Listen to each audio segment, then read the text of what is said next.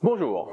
Un grand nombre de modes constructifs sont utilisables dans une construction passive, tant qu'ils permettent en fait d'atteindre l'objectif final. Nous allons voir que la construction en ossature bois est particulièrement bien adaptée à la construction en général et très performante pour la construction passive.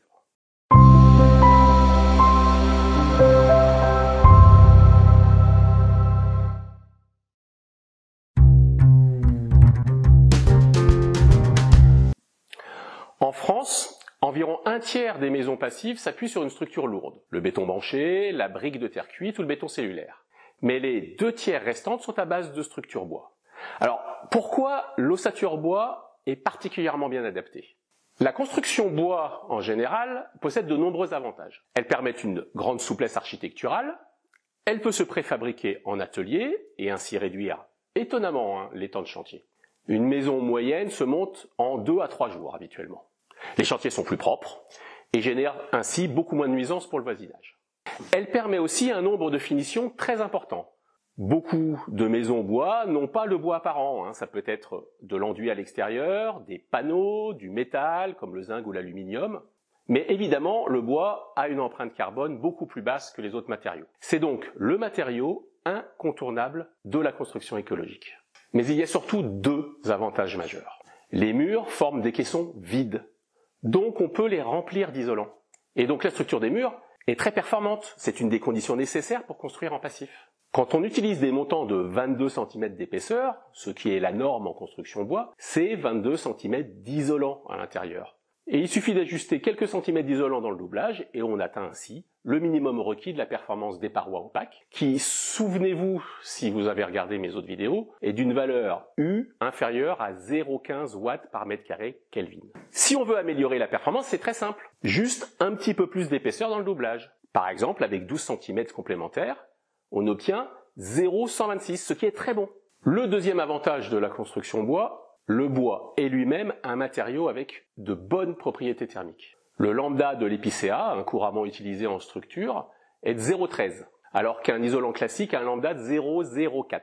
En comparaison, le béton a un lambda de 1,8, c'est donc qu'il va laisser passer 14 fois plus d'énergie pour la même épaisseur. Ainsi, les structures porteuses en bois vont créer très peu de ponts thermiques. Et vous devez savoir maintenant que la gestion des ponts thermiques est le point principal, la difficulté principale de conception en maison passive. Regardons le comportement thermique de 2 types de construction. À droite, un mur béton avec une dalle béton, le tout isolé de 22 cm de laine de verre, et à gauche, la même quantité d'isolant dans un mur bois avec une dalle bois.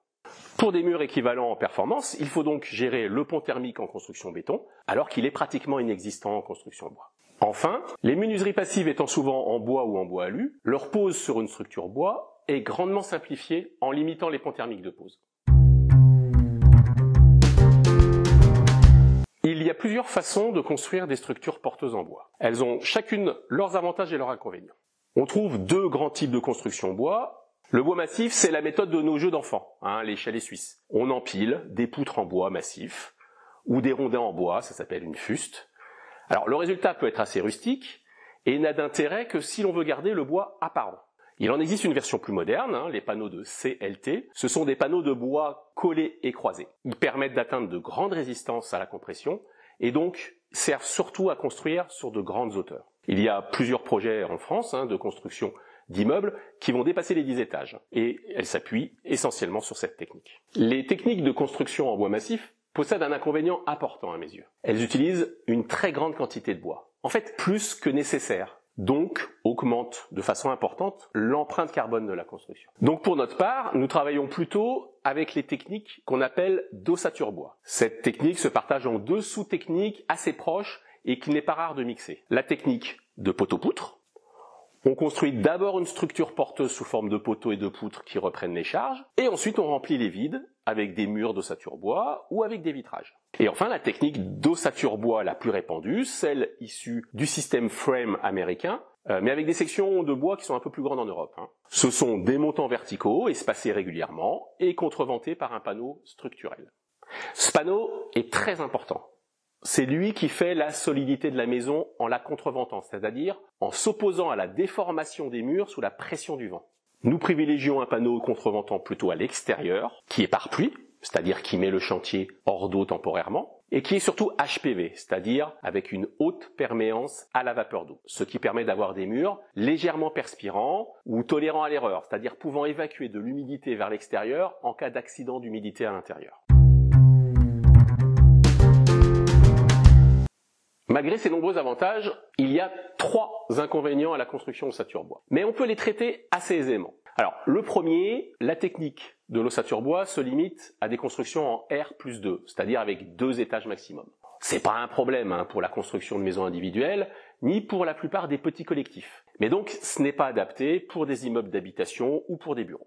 Second inconvénient, l'aspect phonique. Une maison ossature bois, isolée avec un isolant comme de la ouate de cellulose ou de la fibre de bois, a un confort phonique avec l'extérieur exceptionnel. Et d'autant plus que les épaisseurs augmentent avec l'objectif passif. Et donc paradoxalement, cela révèle les transmissions phoniques intérieures, et notamment à travers les planchers. Alors cet inconvénient se gère très bien en isolant phoniquement les planchers, notamment en désolidarisant les parquets des structures porteuses. On crée un complexe masse-ressort-masse qui piège les bruits d'impact et les bruits aériens. Par exemple, une fibre de bois de 40 mm intercalée entre le plancher porteur et le parquet apporte de très très bons résultats. Enfin, troisième inconvénient, l'inertie thermique. Le bois et les isolants sont des matériaux plutôt légers. Et même s'ils ont des capacités thermiques importantes, c'est-à-dire la capacité à stocker la chaleur, leur faible densité les désavantage. Dans une maison passive, cet inconvénient ne s'exprime que lors des périodes de forte variation de température, par exemple lors des surchauffes d'été. En effet, à l'intérieur de la maison, il n'y a pas de matériaux suffisamment denses pour amortir les variations, en servant en quelque sorte de tampon qui lui permettent de garder sa chaleur ou sa fraîcheur à l'intérieur. Inspirons-nous par exemple d'une église. Ces murs en pierre, qui font plus d'1 mètre d'épaisseur en moyenne, sont un formidable réservoir de calories. Il faudra une forte hausse de température et pendant un temps assez long avant de ressentir les effets à l'intérieur. Les murs ainsi restent frais très longtemps. Alors dans une maison bois, il existe pourtant une manière de pallier à ce problème. Il suffit juste d'ajouter de la masse dans la maison. Pour cela, il y a 2 méthodes. Ajouter des chapes béton au sol ou à l'étage, ou éventuellement des murs de refend en béton. Deuxième méthode, ajouter des cloisons ou certains parements en briques de terre crue par exemple. Ou éventuellement, certains remplissent leur plancher avec de la terre crue compressée. C'est la plus économique, On utilise le surplus de terre du terrain, on le laisse sécher, et en plus d'apporter l'inertie nécessaire, cette masse aide à régler le problème phonique vu plus tôt. C'est une technique traditionnelle, c'est celle qu'on retrouve dans les immeubles anciens du centre de Lyon par exemple. Les matériaux de terrassement étaient souvent du sable, et au lieu de l'évacuer, on en plaçait une partie dans les planchers en bois. On apporte ainsi de l'inertie, de l'isolation phonique, et en plus c'est coupe-feu. Donc comme vous le voyez, l'ossature bois présente de nombreux avantages pour la construction passive. En fait, elle simplifie grandement la conception et la mise en œuvre de méthodes performantes pour atteindre cet objectif qui est très ambitieux. Il existe quelques inconvénients, mais ils sont facilement réglables si on maîtrise bien ce mode constructif. Donc dans d'autres vidéos, nous regarderons plus concrètement comment on construit sous ce mode. Donc n'hésitez pas à les regarder.